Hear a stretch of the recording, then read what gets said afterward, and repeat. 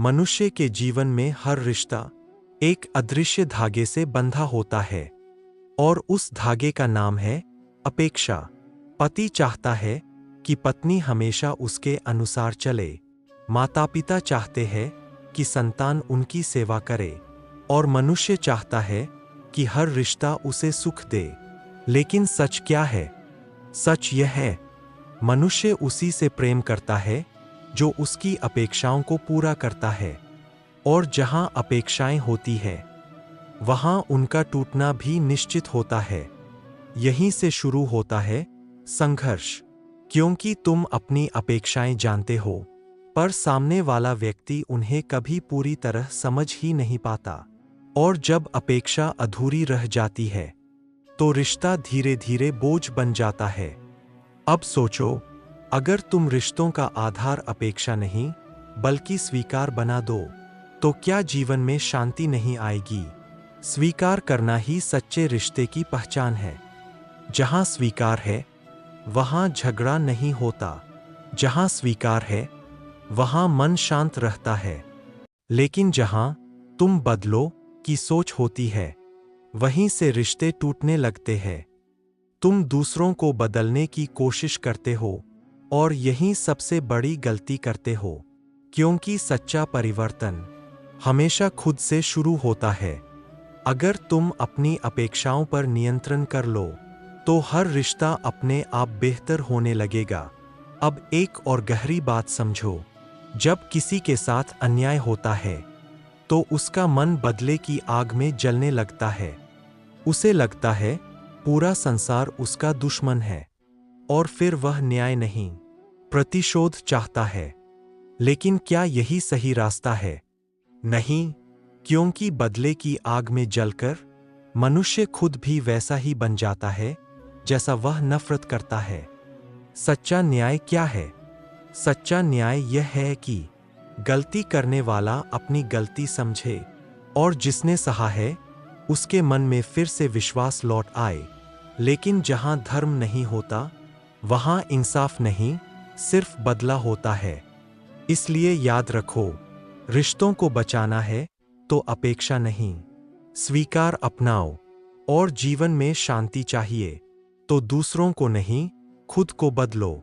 क्या तुमने कभी सोचा है, रिश्तों में सीमाएं आखिर होती क्यों है? क्यों हमें हर रिश्ते में नियम बनाने पड़ते हैं?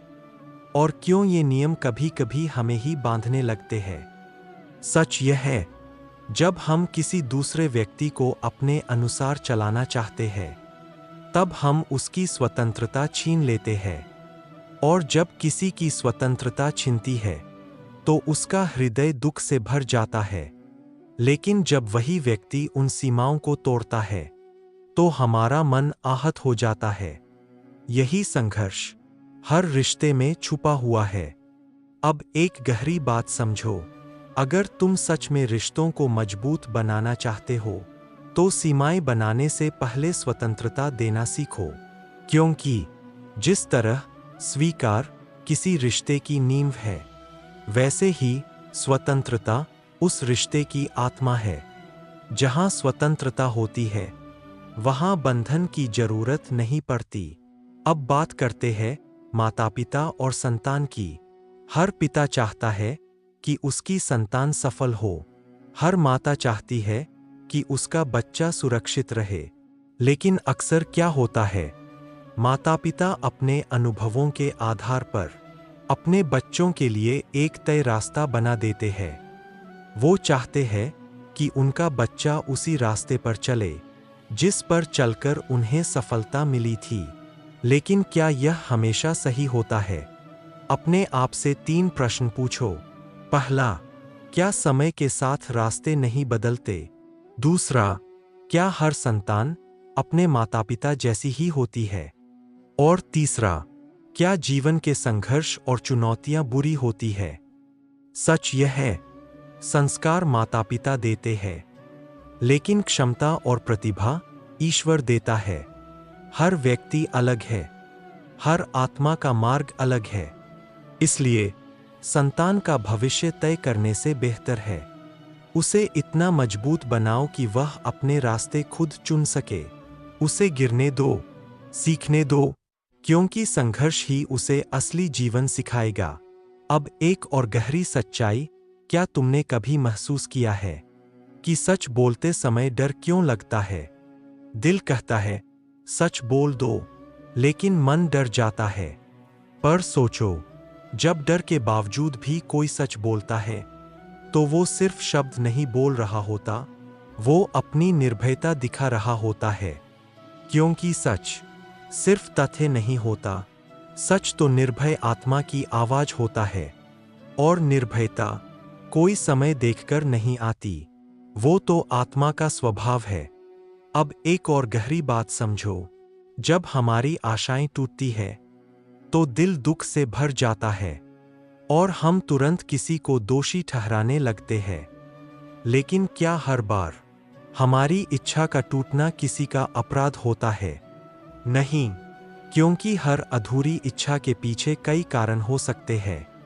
कुछ परिस्थितियों के कारण, कुछ समय के कारण, और कुछ इसलिए क्योंकि वो इच्छा कभी पूरी होने के लिए बनी ही नहीं थी।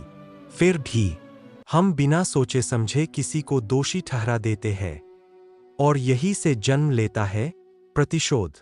लेकिन याद रखो, न्याय का आधार करुणा होता है और प्रतिशोध का आधार क्रोध।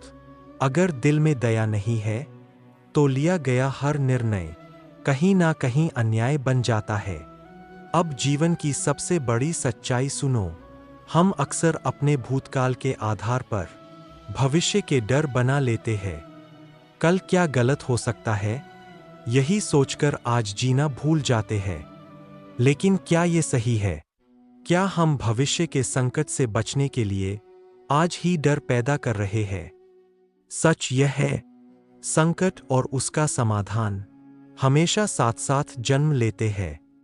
जब भी जीवन में कठिनाई आती है, तो उसके साथ उसे पार करने की शक्ति भी आती है। यही प्रकृति का नियम है। हर संकट तुम्हें तोड़ने नहीं आता, वो तुम्हें मजबूत बनाने आता है। जब तुम एक मुश्किल से बाहर निकलते हो, तो तुम पहले से ज्यादा समझदार, ज्यादा मजबूत और ज्यादा आत्मविश्वासी बन जाते हो। संकट असल में एक अवसर है, खुद को बदलने का, अपने विचारों को ऊंचा करने का, अपनी आत्मा को मजबूत बनाने का। जो इंसान इस बात को समझ जाता है, उसे कोई संकट कमजोर नहीं कर सकता। लेकिन जो नहीं समझ पाता, वो खुद ही अपने जीवन का संघर्ष बन जाता है। याद रखो, सच बोलो लेकिन करुणा के साथ, आशा रखो लेकिन अपेक्षा के बिना, और संकट से डरो मत, क्योंकि वही तुम्हारी असली शक्ति बनाता है। क्या तुमने कभी सोचा है कि जो हम करते आ रहे हैं, क्या वही सच में धर्म है, या हम बस परंपराओं का पालन कर रहे हैं बिना समझे? याद करो, अगर सिर्फ परंपराओं को ही सत्य मान लिया जाता, तो गोवर्धन पूजा का महत्व कभी समझ नहीं आता। क्योंकि सिर्फ परंपरा को पकड़कर चलना भी अज्ञान है, और परंपरा को पूरी तरह छोड़ देना भी अज्ञान है। तो सही क्या है? सही है विवेक। जैसे हंस दूध और पानी में फर्क कर लेता है, वैसे ही मनुष्य को भी सही और गलत में भेद करना आना चाहिए। इसे ही कहते हैं निरक्षीर विवेक। और यह विवेक सिर्फ ज्ञान से जन्म लेता है। अगर विवेक नहीं है, तो हम जिसे धर्म समझते हैं, वो वास्तव में अधर्म भी हो सकता है। अब अपने जीवन को देखो, क्या तुम्हारे अधिकतर फैसले भविष्य के डर या उम्मीद पर आधारित नहीं होते? तुम सोचते हो, ऐसा करूंगा तो भविष्य सुरक्षित होगा, ऐसा करूंगा तो सुख मिलेगा। लेकिन सच क्या है? भविष्य कोई नहीं जानता, हम सिर्फ उसकी कल्पना करते हैं, और उसी कल्पना के आधार पर अपने जीवन के सबसे बड़े निर्णय ले लेते हैं। क्या यह सही है? तो फिर सही रास्ता क्या है? हर निर्णय से पहले अपने दिल से एक सवाल पूछो, क्या यह निर्णय स्वार्थ से जन्मा है या धर्म से? क्योंकि सारे सुखों का असली आधार धर्म है, और धर्म बाहर नहीं, तुम्हारे हृदय में बसता है। अगर तुम धर्म के आधार पर निर्णय लोगे तो भविष्य अपने आप बेहतर हो जाएगा। अब कर्म और फल का सच समझो। जब किसी को उसके कर्मों का दंड मिलता है तो कभी कभी हमें लगता है ये गलत है, क्योंकि वो व्यक्ति अब बदल चुका होता है। लेकिन इस सृष्टि का नियम बहुत सरल है, जैसा कर्म वैसा फल। अगर तुम प्रेम दोगे तो सुख मिलेगा, अगर तुम किसी को दुख दोगे तो उसका परिणाम भी तुम्हें ही मिलेगा। लेकिन इसका मतलब ये नहीं कि पश्चाताप का कोई मूल्य नहीं है। सच्चा पश्चाताप मनुष्य की आत्मा को शुद्ध करता है, उसे बदलता है और उसे भविष्य में सही मार्ग पर चलने के लिए तैयार करता है। अब एक सवाल, कभी कभी तुम देखते हो कि अच्छे लोगों के साथ बुरा होता है और बुरे लोग सुखी दिखते हैं। तब मन में सवाल उठता है, क्या धर्म का कोई मतलब है? लेकिन सच्चाई कुछ और है। जो गलत करता है उसका मन कभी शांत नहीं रहता। वो अंदर ही अंदर डरता है, अविश्वास में जीता है और हर पल बेचैन रहता है। जबकि जो धर्म के मार्ग पर चलता है उसे बाहर से चाहे कठिनाई मिले, लेकिन अंदर से वो हमेशा शांत और स्थिर रहता है। याद रखो, धर्म कोई नियम नहीं है, धर्म एक जीवन जीने का सही तरीका है। परंपरा को समझो, लेकिन आंख बंद करके मत मानो। भविष्य के डर से निर्णय मत लो, दिल की सच्चाई से निर्णय लो। और हमेशा अपने कर्मों को इतना शुद्ध रखो कि तुम्हें कभी डर ना लगे। क्या तुमने कभी सोचा है कि अच्छे इंसान को भी दुख क्यों मिलता है? जो व्यक्ति सच्चा होता है, जो अच्छा व्यवहार करता है, क्या उसका जीवन हमेशा आसान होता है? नहीं। लेकिन एक सच्चाई समझो, अच्छे इंसान का हृदय कभी अशांत नहीं रहता। हाँ, उसके जीवन में कठिनाइयाँ आती है, पर वो कठिनाइयाँ उसके अंदर की शांति को नहीं तोड़ पाती, क्योंकि अच्छा व्यवहार सिर्फ भविष्य का सौदा नहीं है, ये तुम्हारे आज को भी शांत बनाता है। अगर तुम अच्छा करते हो तो उसका फल सिर्फ भविष्य में नहीं मिलता, वो तुम्हारे मन में तुरंत संतोष के रूप में प्रकट होता है। अब इसका उल्टा समझो, जो व्यक्ति गलत करता है वो बाहर से चाहे कितना भी खुश दिखे, लेकिन अंदर से वो हमेशा अशांत रहता है। उसके मन में डर होता है, अविश्वास होता है और एक बेचैनी हमेशा उसे घेरे रहती है। यही अंतर है धर्म और अधर्म के रास्ते में। अब एक और गहरी बात, हर इंसान के अंदर एक इच्छा छुपी होती है, सत्ता की इच्छा। हर कोई चाहता है कि वो दूसरों को प्रभावित कर सके, दूसरों पर नियंत्रण रख सके, चाहे वो एक बड़ा नेता हो या सिर्फ अपने परिवार का मुखिया। हर व्यक्ति कहीं ना कहीं अपना एक छोटा राज्य बनाना चाहता है। लेकिन क्या तुमने कभी सोचा है, सत्ता का असली अर्थ क्या है? क्या दूसरों को नियंत्रित करना ही सत्ता है? नहीं, सच्ची सत्ता वो नहीं जो दूसरों की स्वतंत्रता छीन ले। सच्ची सत्ता वो है जो खुद पर नियंत्रण रख सके। जो इंसान अपने क्रोध को जीत ले, अपनी इच्छाओं को नियंत्रित कर ले, अपने मन को शांत कर ले, वही असली शक्तिशाली है। क्योंकि दूसरों को नियंत्रित करना आसान है, लेकिन खुद को नियंत्रित करना सबसे कठिन। याद रखो, अच्छा इंसान बनने का मतलब ये नहीं कि तुम्हें कभी दुख नहीं मिलेगा, बल्कि इसका मतलब ये है कि दुख के बीच भी तुम्हारा मन शांत रहेगा। और यही सबसे बड़ी जीत है। क्या तुमने कभी सोचा है कि क्यों आज भी महान ऋषियों की पूजा होती है और क्यों कुछ शक्तिशाली लोग इतिहास में नकारात्मक रूप से याद किए जाते हैं? क्योंकि शक्ति से नहीं, चरित्र से पहचान बनती है। अब एक और गहरी सच्चाई समझो, जब एक बच्चा इस संसार में जन्म लेता है तो वह पूरी तरह निर्मल होता है। न उसमें कोई बुराई होती है, न कोई अच्छाई। तो फिर सवाल उठता है, उसके अंदर संस्कार आते कहाँ से है? सच यह है, जो बातें एक बच्चा बार बार सुनता है, वही उसके मन में बस जाती है।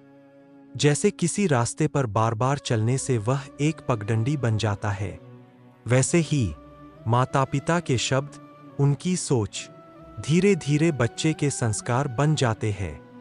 माता पिता जो सोचते हैं, जो बोलते हैं, जो करते हैं, वही सब बच्चे के अंदर उतरता जाता है और एक दिन वही संस्कार उसके चरित्र का हिस्सा बन जाते हैं।